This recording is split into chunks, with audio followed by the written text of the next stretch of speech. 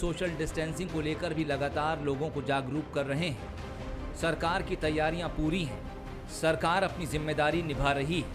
अब जनता की बारी है।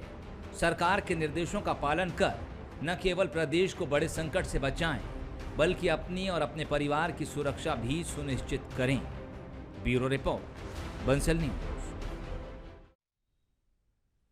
मध्य प्रदेश और उत्तर प्रदेश के बीच 15 साल से चल रहे केन बेतवा लिंक परियोजना से पानी लेने का विवाद सुलझ गया है। इस परियोजना से नॉन मॉनसून सीजन में मध्य प्रदेश को 1834 मिलियन क्यूबिक मीटर और यूपी को 750 मिलियन क्यूबिक मीटर पानी मिलेगा। करीब 35,111 करोड़ रुपए की लागत की इस परियोजना में 90% राशि केंद्र सरकार देगी, जबकि बाकी 5% हिस्सेदारी मध्य प्रदेश और उत्तर प्रदेश सरकार की होगी। विश्व जल दिवस पर पीएम नरेंद्र मोदी की मौजूदगी में केन बेतवा लिंक परियोजना के लिए मेमोरेंडम ऑफ एग्रीमेंट पर हस्ताक्षर किए गए। इस एमओए पर केंद्रीय जल शक्ति मंत्री गजेंद्र सिंह शेखावत, मध्य प्रदेश के सीएम शिवराज सिंह चौहान और उत्तर प्रदेश के सीएम योगी आदित्यनाथ ने हस्ताक्षर किए हैं। एमओए पर हस्ताक्षर होने के साथ ही परियोजना के निर्माण की प्रक्रिया शुरू हो जाएगी।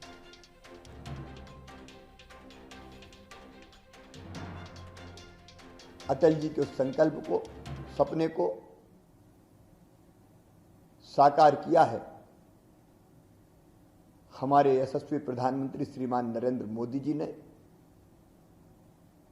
आज केंद्र सरकार, मध्य प्रदेश और उत्तर प्रदेश तीनों के बीच एक समझौता हुआ है। केन और बेतवा नदी को जोड़ने का समझौता, और इस समझौते के फलस्वरूप अकेले मध्य प्रदेश के बुंदेलखंड के क्षेत्र में 8,11,000 हेक्टेयर में, मतलब लगभग 20 लाख एकड़ में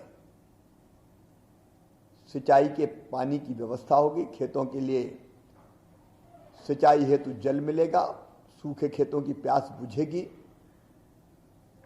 और 41 लाख लोगों को शुद्ध पीने के पानी की व्यवस्था होगी। बुंदेलखंड कई वर्षों से पानी का अभाव था, सिंचाई का अभाव था, पीने का अभाव था। केन बेतवा, जो कि हमारे राष्ट्र के प्रधानमंत्री का संकल्प है कि पानी की महत्ता को समझते हुए केन बेतवा परियोजना का जो अनुबंध हुआ है, ये मध्य प्रदेश के भविष्य को एक नई दिशा, एक नई शक्ति प्रदान करेगा। क्योंकि पश्चिम बंगाल चुनाव के लिए कांग्रेस ने स्टार प्रचारकों की सूची में 10 दिन में बदलाव कर दिया है। मध्य प्रदेश के पूर्व मुख्यमंत्री और पीसीसी चीफ कमलनाथ अब बंगाल में प्रचार नहीं करेंगे। फैसला दमोह उपचुनाव की आचार संहिता लागू होने के बाद लिया गया है। इससे पहले 12 मार्च को कांग्रेस ने पश्चिम बंगाल के स्टार प्रचारकों की सूची जारी की थी, जिसमें कमलनाथ का नाम 9वें नंबर पर था। कहा जा रहा है कि जब 12 मार्च को सूची जारी हुई थी तब दमोह उपचुनाव की तारीख का ऐलान नहीं हुआ था। अब संशोधित सूची में कांग्रेस के वरिष्ठ नेता और पूर्व केंद्रीय मंत्री सुबोधकांत सहाय का नाम जोड़ा गया है। कमलनाथ 25 मार्च को दमोह भी पहुंच रहे हैं और कहा जा रहा है कि वो ज्यादा समय दमोह में प्रचार करेंगे। बंगाल में 27 मार्च को पहले चरण की वोटिंग है।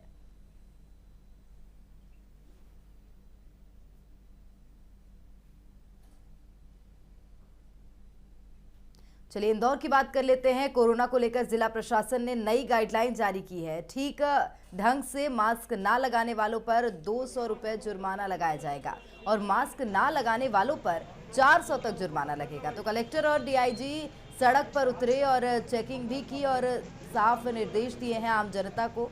राजबाड़ा पहुंचकर लोगों को मास्क लगाने के लिए टोका गया है। सख्त लहजे में मास्क ना लगाने वालों को समझाइश दी गई है। सराफा बाजार की दुकानों को भी सील किया गया है।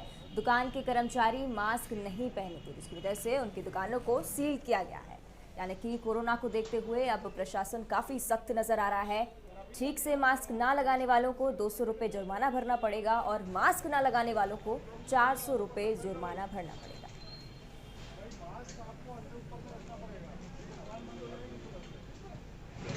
कल से जो भी मास्क नाक के नीचे होगा या मुंह के नीचे पाया जाएगा वो सभी को 200 रुपये का स्पॉट फाइन कल से अर्जेंट होगा। ये आदेश आज जारी हो गए हैं। जो बिना मास्क पाया जाएगा उसको 400 रुपये का अर्जेंट होगा।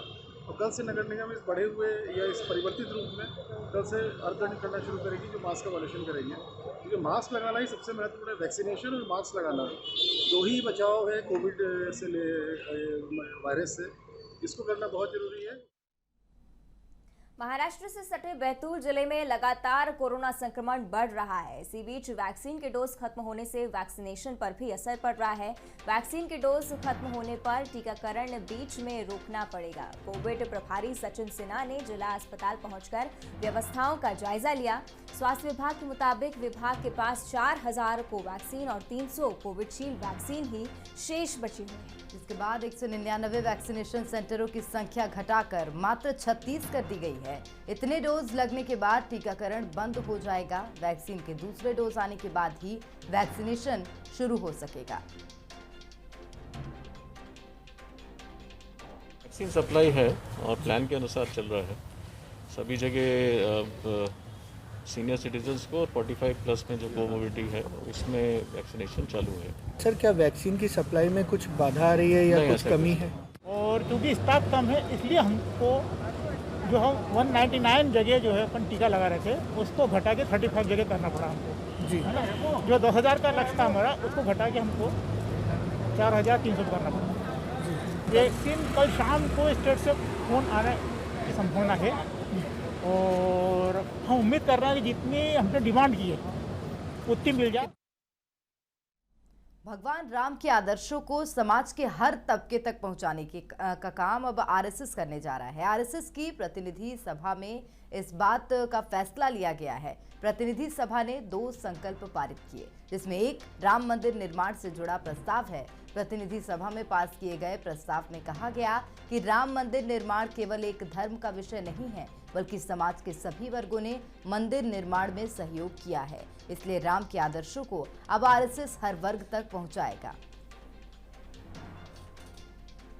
पूरे राष्ट्र की चेतना, एकात्मता, समरसता राष्ट्र की मूल आत्मा को प्रकटीकरण का विषय है। इसलिए प्रतिनिधि सभा ने समाज के सभी सामाजिक, धार्मिक संस्थाओं, शिक्षाविदों, प्रबुद्ध सहित सभी को आह्वान किया है कि वे राम के आदर्शों को समाज में संचारित करने के लिए सार्थक प्रयास करें, ताकि हमारा देश आगे बढ़ सके।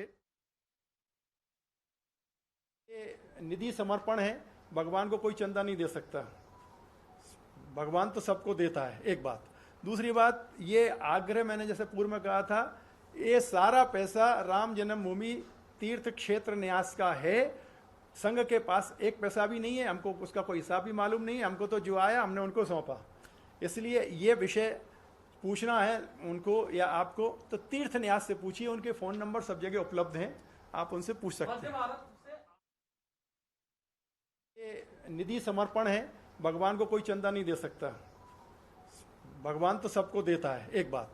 दूसरी बात, ये आग्रह मैंने जैसे पूर्व में कहा था, ये सारा पैसा राम जन्मभूमि तीर्थ क्षेत्र न्यास का है।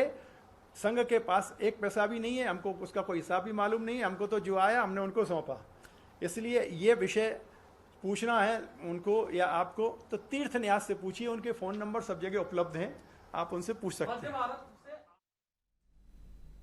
अलग विंद की मांग को लेकर चल रही मुहिम अब ग्रामीण क्षेत्रों में भी जोर पकड़ेगी। अलग विंद की मांग के लिए चल रहे आंदोलन की अगुवाई कर रहे पूर्व विधायक लक्ष्मण तिवारी ने कहा कि शहरी क्षेत्रों में मांग का समर्थन मिलने के बाद गांव-गांव जाकर समर्थन जुटाया जाएगा। इसके अलावा विंद क्षेत्र के शहीद हुए सैनिकों को गांव की मिट्टी भी कलश में लाई जाएगी।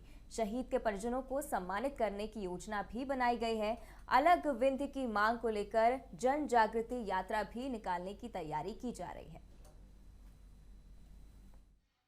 अब हमारी जो विंध्य निर्माण यात्रा है ये प्रारंभ होने वाली है। जन अस्मिता यात्रा के बैनर तले उसमें जनप्रतिनिधि भी आएंगे, किसान भी आएंगे, छात्र भी आएंगे, व्यापारी भी आएंगे और उस यात्रा में हमारा पढ़ने वाले जितने कॉलेज हैं, अब तो शहरों से हम ग्रामीण की तरफ प्रवेश कर रहे हैं और उस दूरांचल में जाएंगे जहां पर ग्रामीणों को ये जागरूकता आएगी कि हमारे विंध्य प्रदेश बन जाने से क्या क्या फ़ायदे हैं और हमारे विंध्य प्रदेश की जो संपदा है उसका कैसे दोहन होगा। अब आपको मिलाते हैं जबलपुर की भवानी से, जो एक दिव्यांग हैं, लेकिन हौसले इतने बुलंद हैं कि ये किसी से भी पीछे नहीं है। भवानी वो सब काम करती हैं जो एक आम व्यक्ति कर सकता है। यकीन नहीं होता तो ये रिपोर्ट देखिए।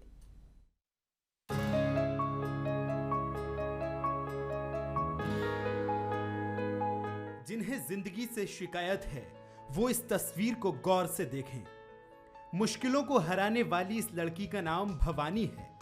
भवानी ने जिंदगी जीने की तभी ठान ली थी जब वो बिना हाथों के पैदा हुई। डॉक्टर्स ने कहा चल नहीं पाएगी, लेकिन मां ने भवानी को पैरों पर खड़ा कर दिया।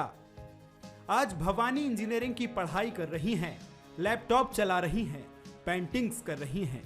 मम्मा ने मुझे इतना काबिल बना दिया है कि मैं पैर से फुल काम कर लेती हूँ, जो नॉर्मल बच्चे भी नहीं कर पाएंगे वो मैं कर लेती हूँ। तो मुझे ऐसा कभी महसूस नहीं होता। टीचर्स बोलते थे कि ये नहीं कर पाएगी, लेकिन फिर भी मम्मा ने बहुत मेहनत किया, बहुत मतलब जाके बोला कि एक बार चांस दीजिए। मैं चाहती हूँ कि मैं अपने पैरों पे खड़ी हो जाऊँ और मैं सबको बोलूँगी कि कोई हिम्मत मत हारना। मैं जैसे मेरे पेरेंट्स सपोर्ट करते हैं वैसे सबके मैं भी चाहती हूँ कि सबके पेरेंट्स उनको सपोर्ट। भवानी की दिव्यांगता की वजह से स्कूल उन्हें एडमिशन देने में आनाकानी करते थे, लेकिन कहते हैं मुद्दई लाख बुरा चाहे तो क्या होता है, वही होता है जो मंजूरे खुदा होता है। और भवानी की किस्मत में ऊपर वाले ने पढ़ना लिखना लिखा था। बैठती नहीं थी तो यानी ये दीवार का कोना नहीं होता उसमें बैठालते रहे, तो फिर वो बैठने लगी। ऐसे ही 2-2.5 साल की हो गई तो चल नहीं पाती रही। तो चलने के लिए मैंने डॉक्टर से बात की तो डॉक्टर बोलता ये चलेगी लेकिन आपको कोशिश करना पड़ेगा, पकड़ के चलाना पड़ेगा। तो मैं फिर पकड़ के इसको चलाती थी। फिर वोकर साइकिल ला दी तो उससे थोड़ा चलने लगी है, फिर धीरे धीरे से चलने लगी। परिंदे आसमान में उड़ते हैं, लेकिन जो खुद आसमान है वो परिंदा कैसे बने। भवानी ने अपने पैर को ही हाथ बना लिया और ये कोई छोटे संकल्प, कम दृढ़ इच्छा से होने वाला कोई काम नहीं है। भवानी को तो परिंदा नहीं आसमान बनना है। अमित सोनी, बंसल।